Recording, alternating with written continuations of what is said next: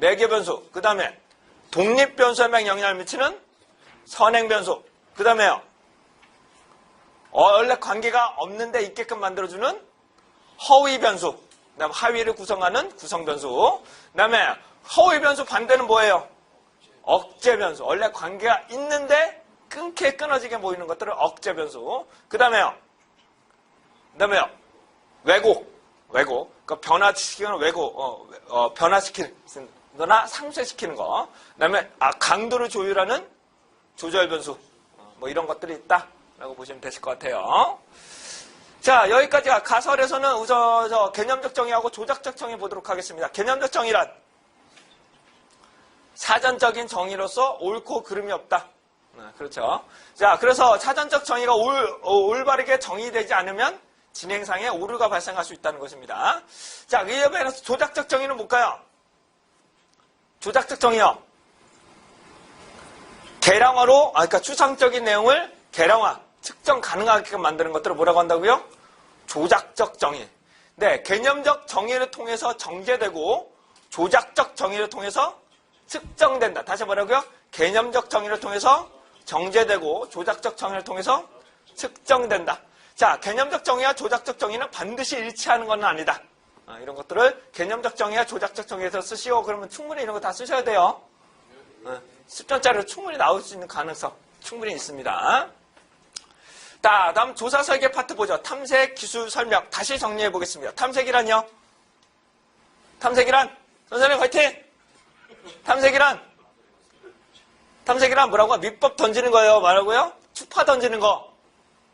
추파 던지는 거는 탐색. 기술은 실제 이제 사귀어보는 거. 설명은요? 이제 결혼한 거. 이렇게 보시면 돼요. 다시 탐색은 뭐라고요? 몇 개 던져보고 하는 것들. 너 어때? 간 보는 거죠? 밑간 보는 것들. 그래서 이탈리아에서는 멸치를 날린다 그러죠? 멸치를 날린다. 추파 던지는 건 멸치 날린다 그래요. 다 이렇게 추파 던지는 것들. 이거 뭐라고 한다고요? 탐색. 가설의 구체화 뭐라고요? 내가 정말 할 수 있느냐 없느냐. 도전이 되느냐 안 되느냐. 이것들을 가설의 구체화. 본조사 이전에 선행돼야 된다. 뭐라고요? 본조사. 그러니까 본격적으로 사귀기 이전에 몇 번 말하고 눈치를 봐야 될 거 아니에요. 그걸 뭐라고 한다고요? 탐색적 조사에는 뭐가 있다고? 첫 번째, 문헌조사. 문헌적으로 여자들은 뭐 어떤 생각을 가지고 있고 문헌 찾아본다. 그다음 전문가의 카운슬링 받아본다. 사례조사. 내 친구한테 물어보는 거지. 야, 저 어떤 거 같아? 물어보는 것들. 그리고 인터넷 검색도 해보고 이 여자가 어떻게 하고 있는지를 검색해보는 것들. 이걸 뭐라고 한다고요? 탐색. 그래서 브레인스토밍은 뭐예요? 브레인스토밍은 서로 간에 의견을 주고받는 것들은 브레인스토밍. FGI는요? 사회자가 배석한다. 뭐라고요? 사회자가 배석한다. 그 다음에요. 델파이는요? 임명성과 피드백. 뭐라고요? 임명성과 피드백. 발송하고 회수하고 다시 발송하는 방법. 그 다음에 정책 델파이라는 방법을 쓰게 됩니다. 다음 기술이라는 것은 현재 연애를 하는 거죠. 실제 연애를 하는 것들은 기술입니다. 현재 상황을 요약하고 묘사한다. 뭐라고요? 현재 상황을 요약하고 묘사하게 됩니다. 시간적으로 횡단조사와 종단조사나. 종단조사는 뭐예요? 한 여자를 지속적으로 조사한다. 뭐라고요? 한 여자를 계속 조는 것은 종단조사. 횡단조사는요. 그 시점만 조사하는. 뭐라고? 그 시점만. 자, 종단조사는 뭐가 있다고? 첫 번째, 아예 고정시켜놓는 패널. 뭐라고? 아예 고정시켜놓는 패널. 수사는요. 비슷한 집단. 봤더니 뭐 예를 들어서 어느 대학교 무용학과들이 괜찮았다. 그러면은 무용학과들은 무용학과야? 그러면 또 무용학과로 이렇게 접근하는. 이거 뭐라고 된다고요? 수세. 코호트는요. 동일한 시대에 동일한 경험자. 뭐라고요? 동일한 시점에 동일한 경험자. 이것을 뭐라고 한다고요? 코호트 조사. 이렇게 됩니다. 얘는 반복 측정을 하는 거예요. 반복. 설문지가 바뀌지 않습니다. 횡단조사는 한꺼번에 조사한다. 이것들을 횡단조사라고 하고요. 그 다음에 설명조사는 설명. 인과관계를 밝힌다. 인과관계 다시요. 인과관계란 언제쯤 되실까요? 인과관계란 원인이 일정한 방향으로 변화되면 결과가 일정한 방향으로 변화되는 관계는 뭐라고 한다고요? 인과관계라고 한다. 자, 인과관계. 우선 추론의 5규준하고 3조건이 있습니다. 5규준. 일치성. 그럼 딱 나오셔야 돼요. 일치성. 반대. 차이법. 그 다음에요. 일치차이병역법. 그 다음에요. 잔여법. 상반변량법. 기타 등등 그런 게 있죠? 네? 일치법은 뭔가 일치법은? 그럼 하나만 발견됐을 때가 일치법. 그다음에 차이법은요. 하나만 다를 때. 이런 것들을 차이법. 일치차이 병역법은 차이법 제외하고 공통점인 거 찾아내는 방법. 그다음에 잔여법은요. 하나씩 제외하는 것들. 마지막으로 공범법이라 공변법. 이거 뭐라고 한다고요? 공범법. 어떻게 돼요? 상반근 하나가 변화되면 다른 것도 변화되는 관계. 이것을 공변법이라고 합니다. 자, 다음에 넘어가도록 하죠. 다음은 이제 3조건입니다. 추론의 3조건 어떻게 되나요?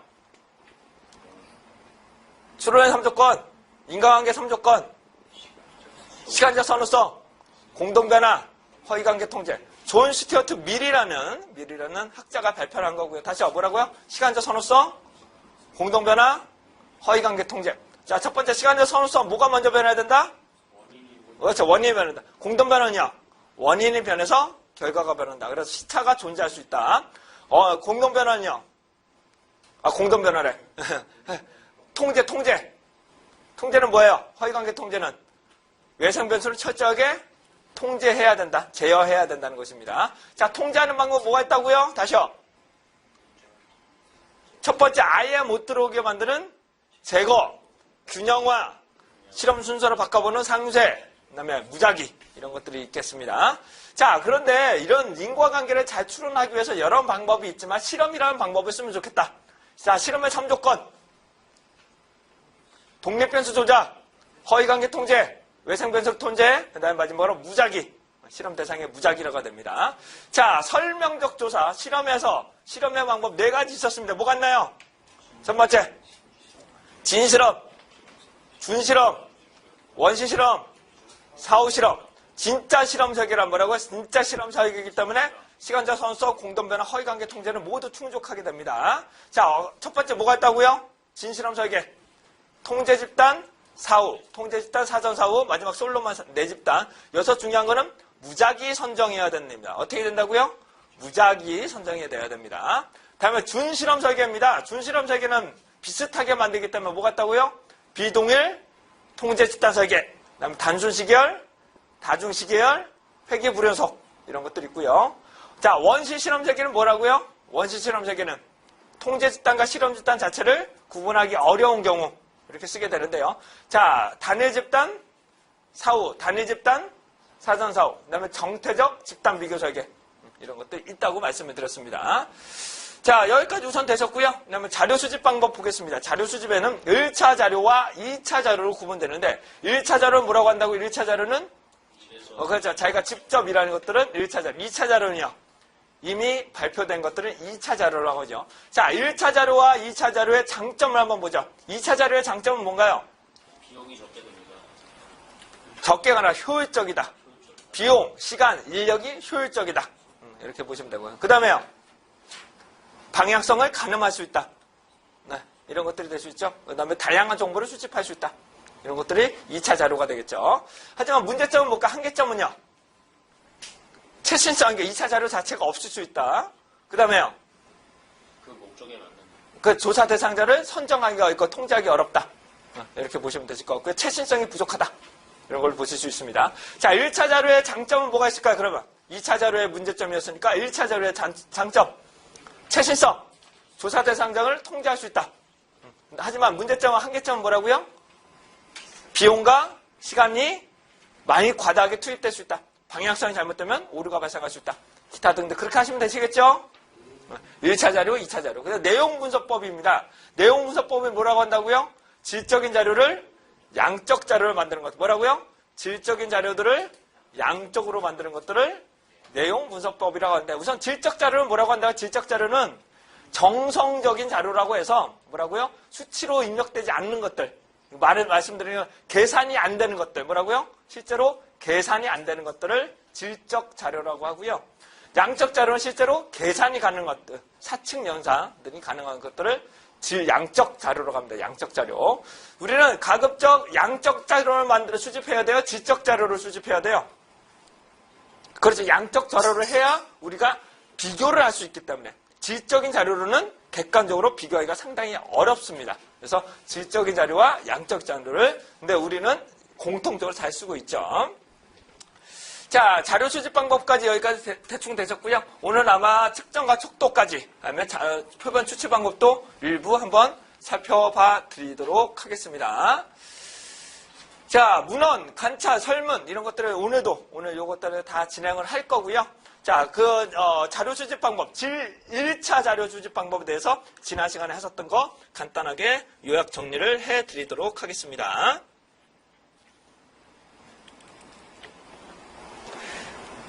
자, 여기는 뭐 질문지법 이런 것들이 있는데요.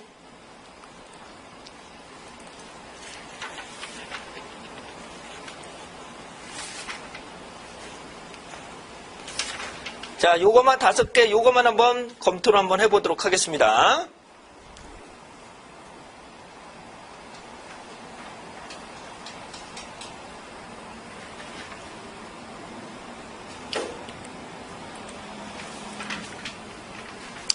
자, 여기서 말하는 1차 자료라는 것은 자기가 직접 조사하는 것들을 말하게 되는데요.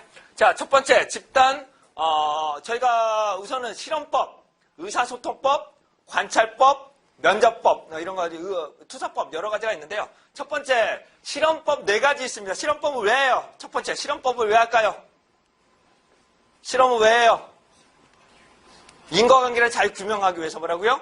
인과관계를 잘 규명하기. 그러니까 내적 타당도가 상당히 높이기 위해서 실험을 쓰게 되는 겁니다. 두 번째, 의사소통법. 내적 타당도보다는 외적 타당도. 이 2가지를 쓰게 되는데, 면접법과 의사소통법이 있습니다. 의사소통법의 첫 번째, 집단, 배포, 전화, 우편, 인터넷 조사. 이것도 한번 살펴보죠. 첫 번째, 집단 조사는 뭐였나요?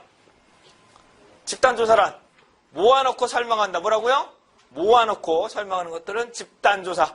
집단 조사가 되는 거고요. 배포 조사는요? 충분한 시간에 배려한다. 이것을 배포 조사. 전화 조사는요? 조사원이 조사 대상자에게 전화를 매개체로 일반적으로 대화를 통해 자료를 수집하는 방법. 이걸 뭐라고 한다고요? 전화조사. 우편조사는요? 조사 대상자에게 질문지를 우편을 매개체로 발송하여 응답자로 하여금 회송용 봉투를 통해 자료를 수집하는 방법. 인터넷 조사는요? 조사 대상자에게 인터넷을 매개체로 자료를 수집하는 방법이 인터넷 조사입니다. 자, 집단조사의 장점과 단점 보시면 아시겠죠? 집단조사 우선 장점은 뭘까요? 환경을 통제할 수 있다. 또요, 소수의 인원수만 투입되면 된다. 조사 시간 자체가, 응답 시간 자체가 짧게 한정을 이렇게 되실 수 있고요. 하지만 충분한 시간을, 응답 시간을 배려하지 못하기 때문에 배포조사를 하게 됩니다. 자, 배포조사의 문제점은 뭘까요? 한계점. 유실될 수 있다. 그 다음에 정말로 그 사람이 응답했는지 확인하는 과정이 필요하다. 그 다음에요. 그런 2가지 정도 있겠죠. 네. 그 다음에 전화조사는요. 장점은요. 전화조사의 장점. 짧은 시간에 많은 대상을 조사할 수 있다. 다각적인, 그 다음에 다 분야, 다 지역에 상관없이 조사할 수 있다. 문제점은요. 짧은 시간에 하기 때문에 깊은 조사를 못한다. 이렇게 보시면 되실 것 같고요. 우편조사의 단점, 우선 키워드는 뭘까? 우편조사의 키워드. 익명성. 뭐라고요? 익명성. 이것들이 필요한데 응답률이 매우 낮게 되겠죠. 인터넷 조사는요. 대표성 확보가 중요하다. 뭐라고요? 대표성 확보가 상당히 중요하다. 이것이 인터넷 조사의 한계점이라고 말씀드릴 수 있겠습니다. 자, 여기까지가 지난 시간에 하셨던 것들이고요. 요거 다시 보죠. 집단조사는 뭐라고 된다고요? 조사 대상자를 한 곳에 모아놓고 소수의 조사원이 질문지를 매개체로 즉각적으로 자료를 수집하는 방법을 뭐라고 한다고요? 집단조사. 그 다음에 배포조사는요. 충분한 시간에 배려한다. 전화조사는 키워드는 전화다. 전화를 매개체로. 이렇게 보시면 되실 것 같아요. 자, 여기까지 우선 질문사항 받아보고요. 어떠신가요? 지난 시간에 하셨던 거 다 복습하신 거예요? 네? 30분 만에 다 복습을 했습니다. 여러분들 지금 아직 좀 피곤하신 것 같아서 잠깐 10분만 쉬고 할게요. 10분만 잠깐 쉬시고 바로 면접조사부터 바로 진행해 보도록 하겠습니다. 근데 ARS 조사 대충 아시겠죠? 또 이거 까먹었다. ARS 조사. 그 다음에 코린 조사. 코린 조사는 뭐였나요? 방송 중에 청취자 의견. 뭐라고요? 방송 중에 청취자 의견 수렴하는 방법. 장점은 뭐예요? 자발적인 참여다. 그 다음에 문제점은 시간적인 한결성이다. 대표성이 문제다. 예. 그 다음에 이게 뭐죠? 선거조사, 출구조사 어떻게 되는 건가요? 유권자를 대상으로 선거하고 나서 누구 투표했는지를 지지했는지를 확인하는 거죠. 네. 이런 건데 문제점은 뭐가 한계점은 조사원의 편차, 환경상의 편차, 그 다음에요 조사 지역에 대한 편차 이런 것들이 문제가 발생할 수 있다. 이렇게 보시면 되실 것 같습니다. 뭐 기타 그 외의 것들은 천천히 좀 살펴보실 거고요. 그 정도만 우선 살펴보시면 되실 것 같습니다.